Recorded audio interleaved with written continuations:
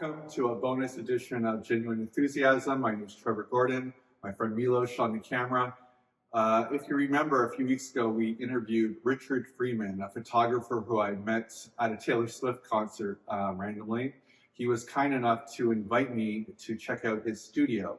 So here we are to check out the behind the scenes of the studio, get a behind the scenes of how he lives, his props, his tools, and let's go check it out.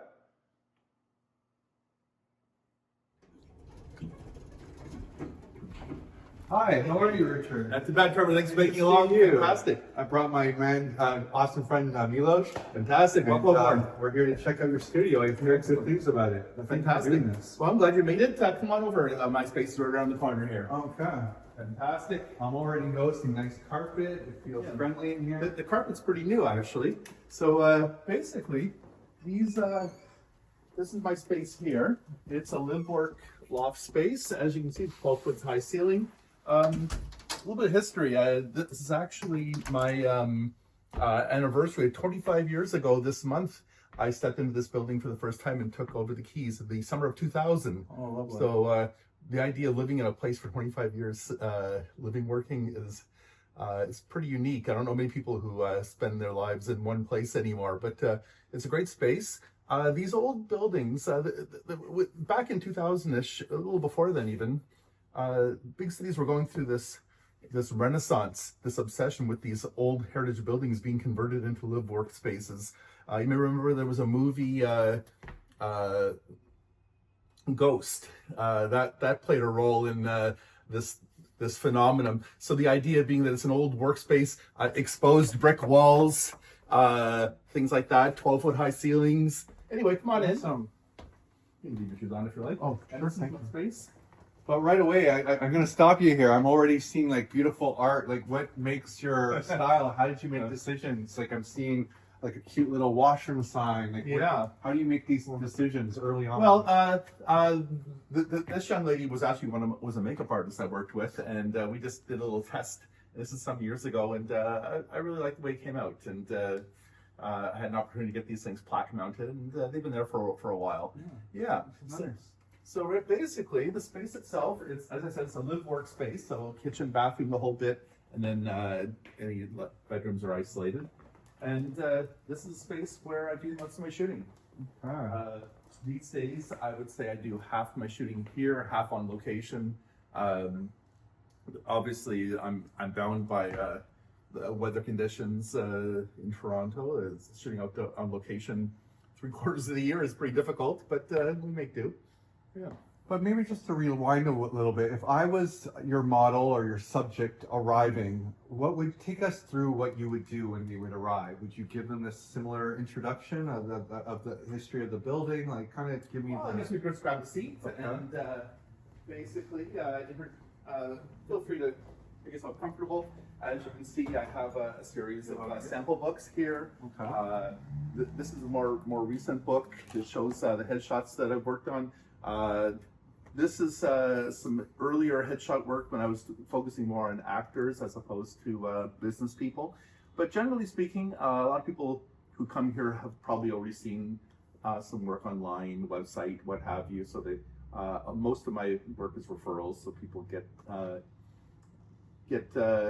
good reception from friends and family and cohorts, and lo and behold, I've been having a really good run. People seem to be really enjoying the results. You touched on this in the interview that we did a few weeks ago, which we'll link in the bio to bring people to the interview, that you really care about making the subject model comfortable. I feel that must happen during this conversation, making them laugh or making themselves maybe not take themselves too seriously. What are the type of things that you might do to sort of ease it before you get into the next part over here? Well, it varies from person to person. A lot of business people don't have the time to sit down and chat. They want to get right to business. I try to encourage them to forward me, email me examples of photos they've had in the past, discuss what they liked, what they didn't like. But basically, the real magic happens on set more so during the shoot itself, as we walk them through and get them to overcome their anxieties. As I mentioned before, it's all about bringing out a level of confidence, and approachability, which is mostly comes from the eyes and mouth really create that expression, that invitingness, and get them out of their own heads, shall we say. What would you recommend? These are bonus questions. These are questions I wanted to ask you in that initial interview.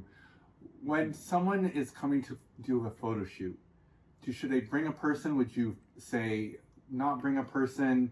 Like, I'm assuming you allow them to make that choice, but if it was up to you, would you say to bring someone or not bring someone? It's whatever makes them most comfortable. For some people, it could be a distraction. But most people come solo and stay focused. But if they're bringing wardrobe, maybe they want to bring someone along to help them with the wardrobe. If they want to bring their own makeup artist, I can supply that. Makeup doesn't play as big a role as it once did. Now with digital photography, we can zap the odd blemish and clean up under the eyes. But makeup still, you want it to look right, that's for sure. So. Some bring their own, some ask me for recommendations. I'm already feeling comfortable in the studio. I feel like I feel professional, even though I'm not a professional model, but it's a very inviting space, and it's not too hot in here. It just is, again, you obviously know what you're doing in the sense of creating a vibe. Well, when I first walked in here 25 years ago, it looked like a scary crack den. This place was very rough. There was spray paint graffiti on the walls, floor to ceiling all the way around.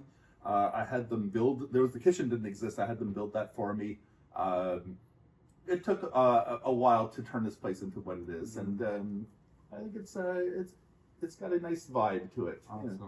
So Richard, we started off meeting at a Taylor Swift concert. We then have an interview, a podcast interview, and then you were kind enough to give me a bit of a sneak peek of you as the photographer to make this ugly piece of machinery into a superstar here. So let's see what you can do here. Make your way over here. Let's see what we got. Perfect. All right. Fantastic. So I've got a backdrop set up. I'm actually going to bring you over here in front of the backdrop. As you can see, the X marks the spot. I'm going to stand you on this X.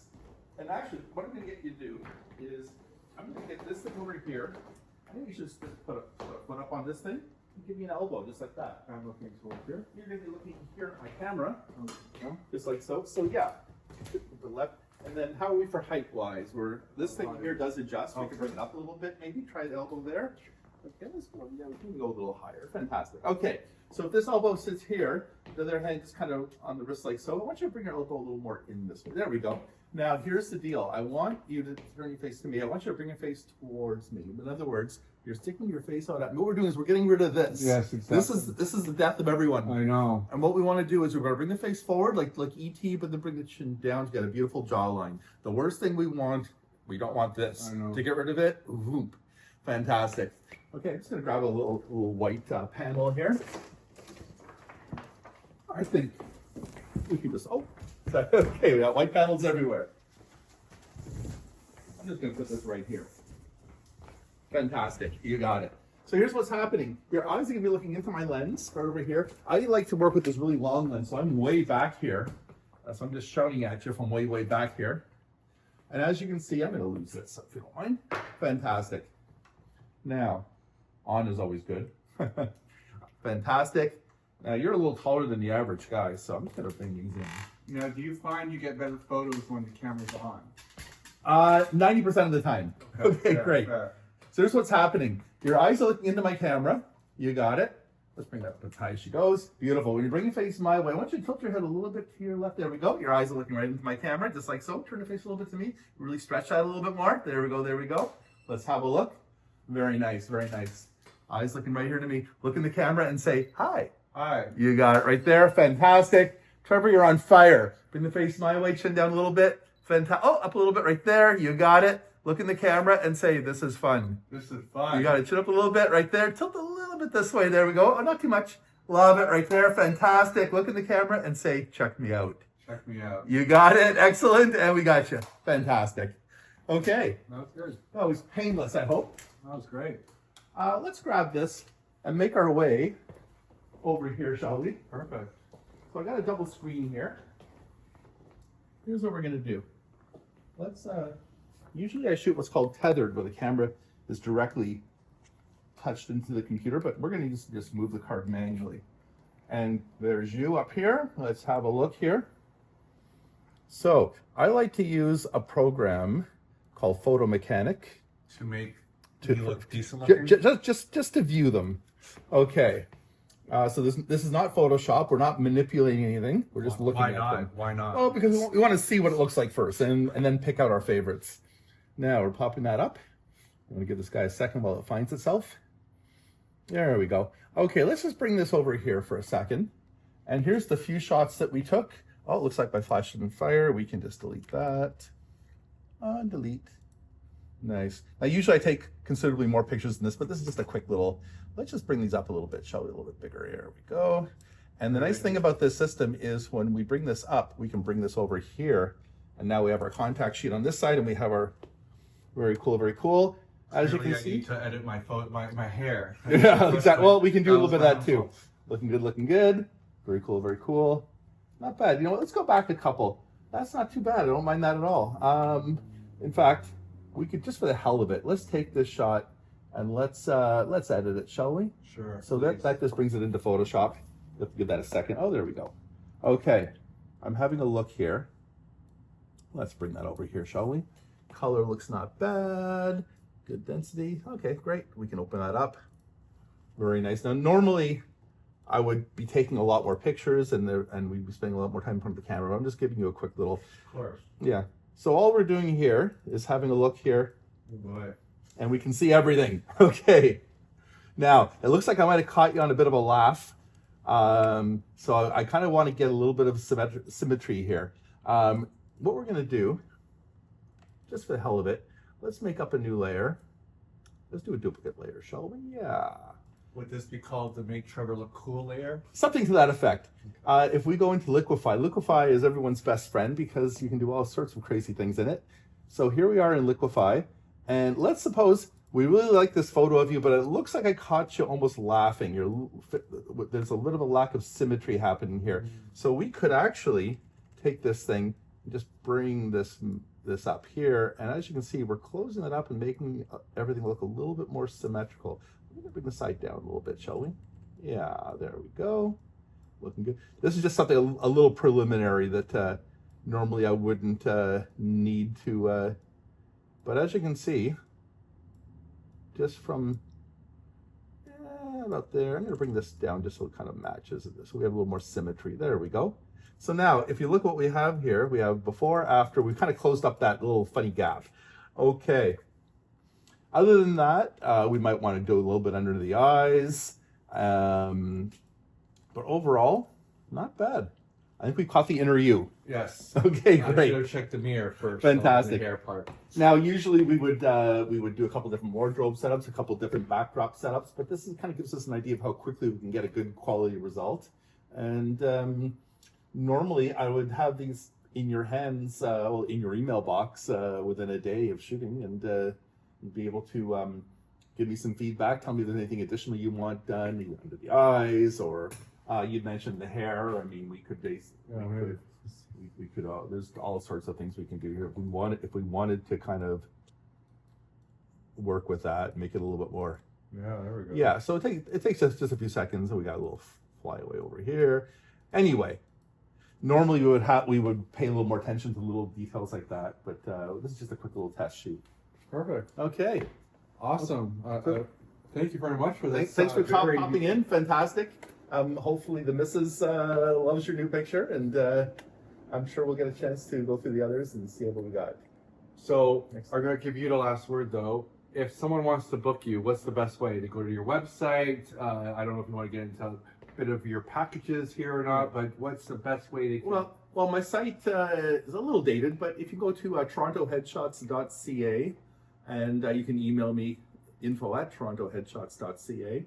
I'm pretty easy to reach, and I'm located here at Queen and Bathurst. And basically, once I got a good idea of what you need the headshots for, business versus are you an entertainer or what have you, once we have an idea of what we're aiming for, we can try and create a little bit of a scheme to make sure that we're nailing what is required to you get the most use out of these images. Now, I see you have a lot of specialties. Would you say like grad photography is or prom, or would you say you're all of the above? Like, what would you say? Yeah, and anything that involves shooting people. I do shoot a lot of graduation photos, Centennial College every year.